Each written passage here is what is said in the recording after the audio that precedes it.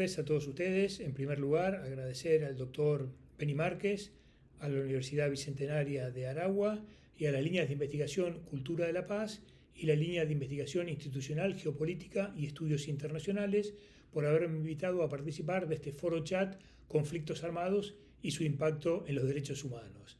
Y para comenzar, precisamente el impacto ha sido tan grande que se ha cambiado inclusive el concepto de derechos humanos, convirtiéndolo en contextual, en meramente enunciativo, o sea, abstracto, vaciado de contenido real, ex post facto, es decir, no preventivo, y muchas veces reservado a expertos técnicos como somos los juristas. ¿Y por qué ha pasado esto?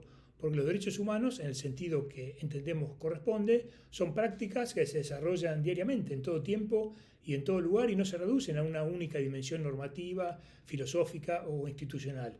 Y por supuesto que tampoco a un único momento histórico que les da origen, y menos a un contexto geopolítico particular, y haber hecho eso lo terminó licuando a una esfera posterior y sancionatoria, meramente judicial en muchos casos.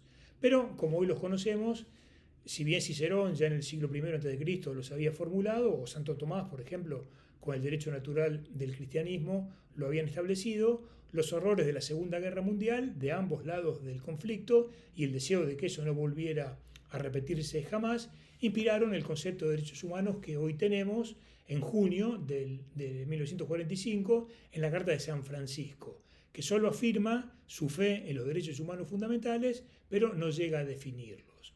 La semilla ya estaba plantada y pocos años después, en 1948, la Asamblea General de Naciones Unidas promulgó la Declaración Universal de Derechos Humanos y posteriormente, en 1966, proclamó los derechos civiles y políticos junto a los derechos económicos, sociales y culturales que alcanzaron también un carácter internacional. Y a partir de allí, una serie de instrumentos internacionales protectorio de los derechos humanos. El derecho primordial, por supuesto, es el derecho a la vida.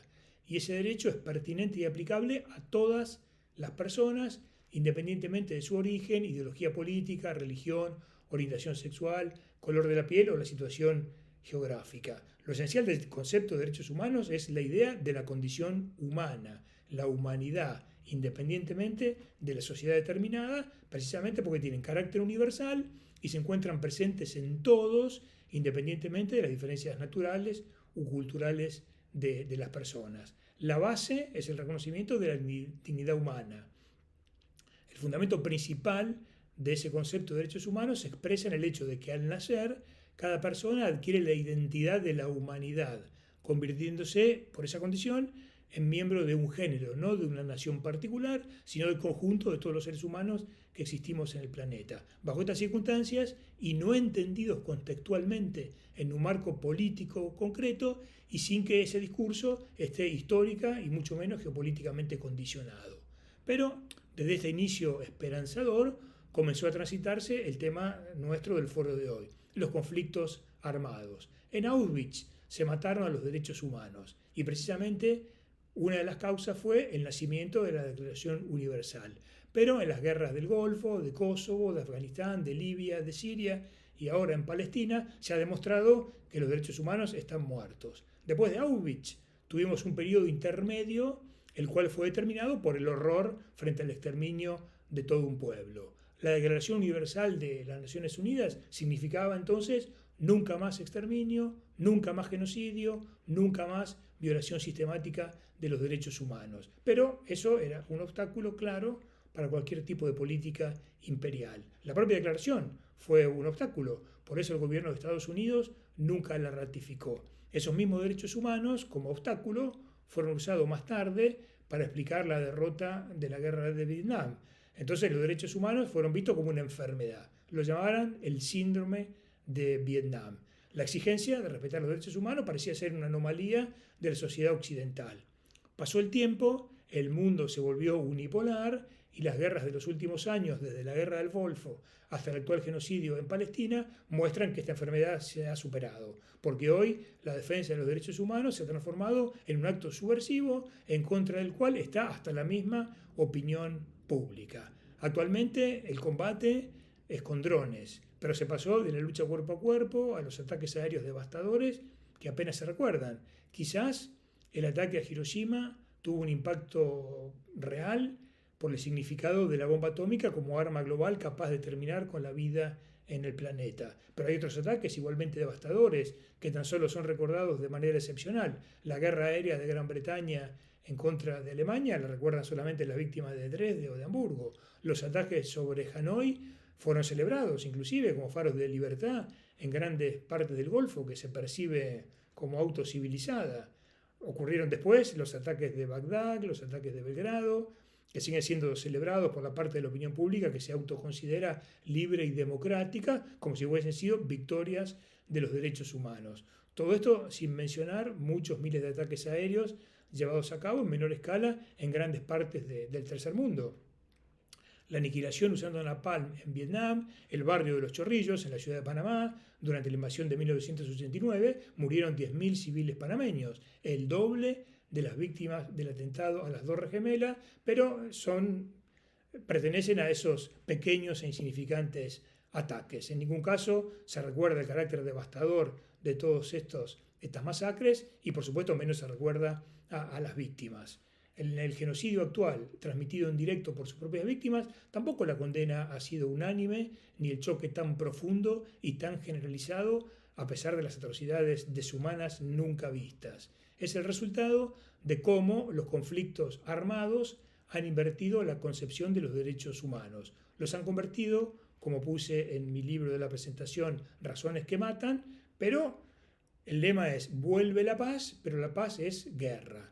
Es el lema de Orwell de 1984, paz es guerra. Para que haya paz hay que matar a los enemigos de la paz. Para que haya libertad hay que matar a los enemigos de la libertad. Para que haya tolerancia hay que matar a los enemigos de la tolerancia. Para que haya democracia hay que eliminar a los enemigos de la democracia. Y para que haya libre comercio hay que matar a los enemigos del libre comercio. Suena a canibalismo, pero los victimarios se sacrifican al asumir el asesinato, la tortura, humillación y el sometimiento de los otros. Se hace visible hoy de manera clara y evidente que hicieron surgir ese proyecto en nombre de una lucha mundial y total para someter a todos los rincones del mundo a la totalización del mercado, que es la globalización a donde nos han llevado. El concepto se concibe con la suficiente amplitud para poder denunciar cualquier resistencia a esta estrategia como una limitación del sometimiento a ella misma. El lema es, quien no está con nosotros está con los terroristas. Es el lema central de todos los totalitarismos que han existido hasta ahora. En este punto, los derechos humanos de los prisioneros de guerra de Afganistán, llevados a un campo de concentración en Guantánamo y desaparecidos en ese hoyo infernal, no son un problema de derechos humanos. Las torturas a los prisioneros palestinos en las cárceles, en todas las cárceles de Israel, ¿qué respeto hay a la Convención de la tortura y penas crueles, inhumanas o degradantes? Ninguna, pero esto lo podemos ver ahora en Internet. Hasta multinacionales de los derechos humanos como Amnesty International lo están denunciando. Esta vez los países imperiales, representados actualmente por Estados Unidos, la Unión Europea y la OTAN, aspiran como centro de poder del sistema al poder absoluto, que se puede basar en la amenaza de aniquilación de cualquier actividad de oposición al sistema. Se aspira al todo para dominar a las partes. Y cualquier país del mundo podría ser el objetivo y se convertirá en objetivo en nombre del antiterrorismo, el restablecimiento de la democracia o, curiosamente, la defensa de los derechos humanos. Y eso ya se hace notar. Mientras se ataca a Palestina, se buscan otros países para atacar, Líbano, Siria, Yemen. O sea, la guerra es total.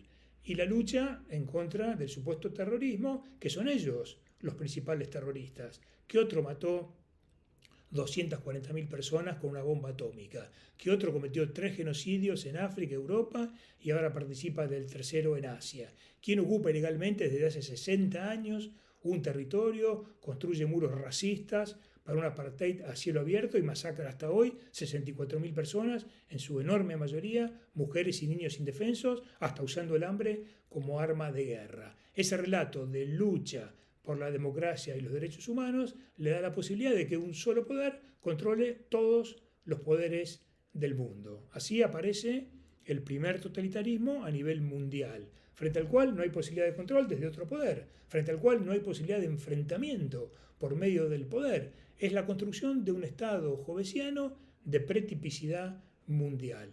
no se fijaron nuevas coordenadas, sino más bien se pasó al periodo más nefasto de la historia humana hasta ahora, porque desaparecieron todos los límites. Emergió un periodo sin coordenadas del bien y del mal, al cual la Declaración de Derechos Humanos de la ONU intentó poner fin, pero solo abrió un cuarto intermedio. El derrumbe de ahora es a nivel global y no hay nadie que pueda decir lo que pasará.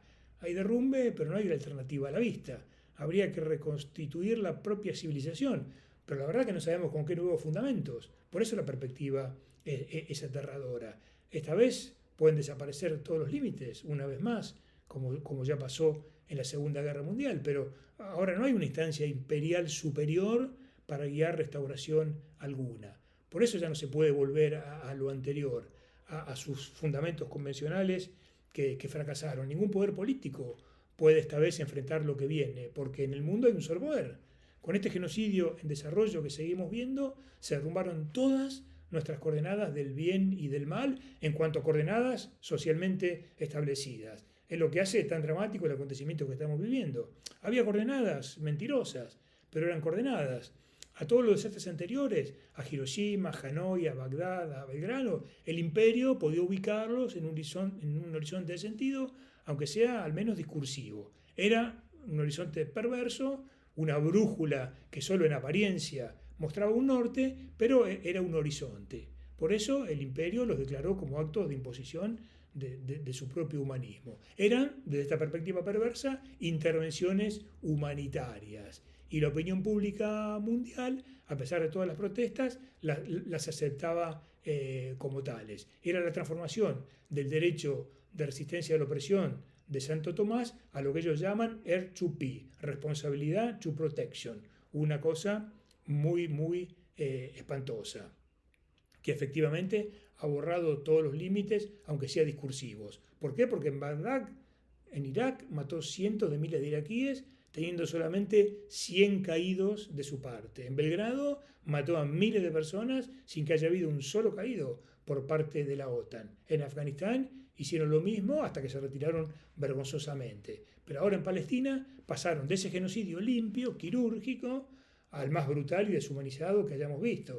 Y todos los tratados, declaraciones, pactos y compromisos del Estado de Derecho convencional que nacieron en el año 48, no sirvieron para nada frente a este autoinstaurado imperio de la ley. Se montó una fábrica de muerte que crea monstruos, señores de una conspiración mundial omnipresente, que se van sustituyendo unos a otros. Todos esos monstruos van pasando, dándose la mano uno al otro, pero el camino por el cual aparecen designa el blanco de la fábrica de muerte que lucha contra ellos. Una fábrica de muerte que se manifestó ya con el bloqueo a Cuba, con la invasión a Granada, siguió con el ataque a Libia en los años 80, con la invasión a Panamá del año 89, se extendió en la guerra del Golfo, Serbia, Siria, aunque con todo su potencial destructivo se hace presente ahora en la Franja de Gaza y en toda Palestina. Esta fábrica de muerte es tan perfectamente móvil como la fábrica de maquila que están presentes en todos nuestros países. Puede ir a cualquier lugar.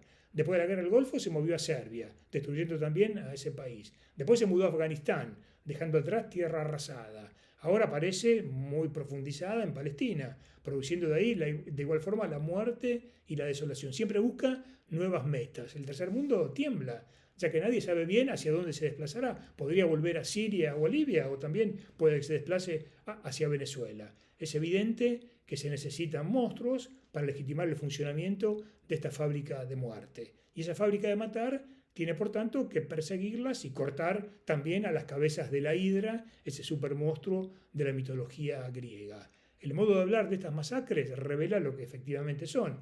Se habla de liquidar, eliminar, extirpar, exterminar. Es el lenguaje de todas las fábricas de la muerte del pasado siglo XX, previas a la Declaración de Derechos Humanos, pero proyectadas al siglo XXI, 77 años después de la vigencia de esta declaración. Bueno, veo que por mi tiempo se está extinguiendo, así que agradeciéndoles nuevamente la paciencia, voy a concluir diciéndole que comúnmente desde el plano teórico los derechos humanos se conocen y se asocian por lo que a lo largo de la historia nos han dicho los filósofos, los juristas, pero se olvida el detalle de que son producciones históricas generadas por actores sociales reales de carne y hueso, sobre quienes se teoriza de manera formal y abstracta como un mecanismo para la producción de normas. Obviamente hay que valorar las normas de los instrumentos y de los tratados de derechos humanos, pero no nos debemos olvidar ni dejar en manos de operadores jurídicos o en último caso de tribunales de justicia de ámbito nacional o internacional. No pueden ser ellos quienes nos digan cuáles son nuestros derechos, porque muchas veces los pueden convertir, como el libro de mi presentación, en argumentos para razones que matan. Si no tenemos claro que son nuestras acciones diarias y cotidianas las que articulan espacios de reconocimiento de la dignidad humana concreta, siempre vamos a adoptar una postura un poco delegatoria, pasiva, que va a reproducir una efectividad circunscripta, mínima y azarosa de los derechos humanos frente al conflicto, viendo por redes sociales cómo se produce el más brutal genocidio de la historia.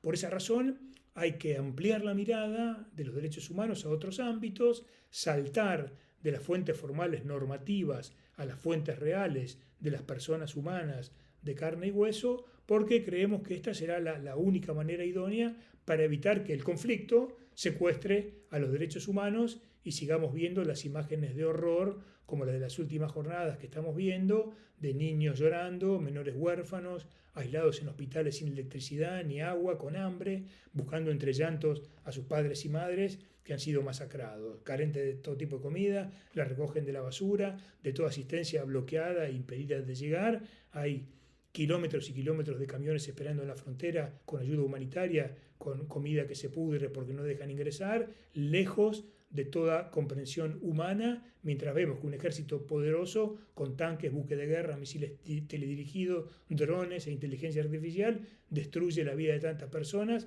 que son, como nosotros, únicas e irreemplazables como cada uno de todos. Bueno, les agradezco el tiempo y la paciencia y nuevamente al doctor Beni Márquez y a la Universidad Bicentenaria de Aragua.